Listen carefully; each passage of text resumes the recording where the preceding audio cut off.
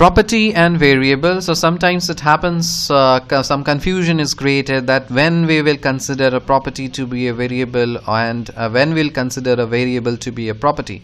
So there are certain judgments to determine whether a property is a variable or not. What are those two judgments? These two statements are the two judgments. The first statement says a variable is a property provided it has a unique value at each equilibrium state.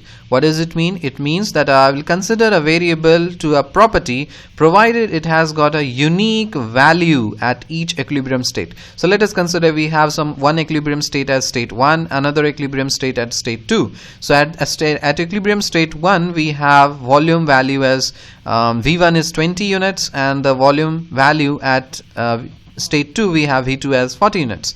So in different states or different equilibrium states, a variable is having some unique value, right? So in this case we will consider this variable volume as to be a property.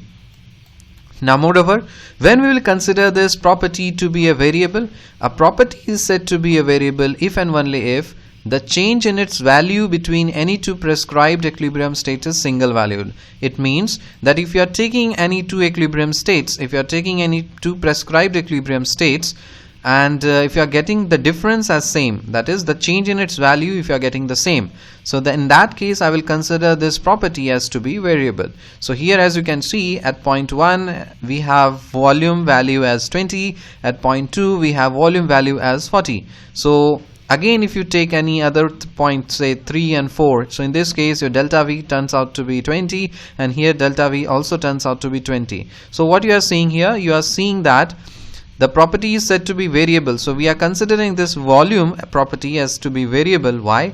Because here we are considering two equilibrium states and we are finding that the value between the change between these two states is a single valued. Here between point 1 and 2 the change is coming out to be 20 and between point 3 and 4 the change is also coming out to be 20. So this is also a question of your assertion reason question. Even if you have not understood it, doesn't matter at all. Mark these two relations up and remember these two statements as they are, because generally they are asked in the examination as it is.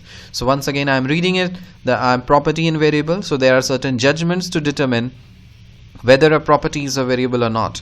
So a variable is a property provided it has got a unique value at each equilibrium state, and a property is said to be a variable if and only if the change in its value between any two prescribed equilibrium states is single valued.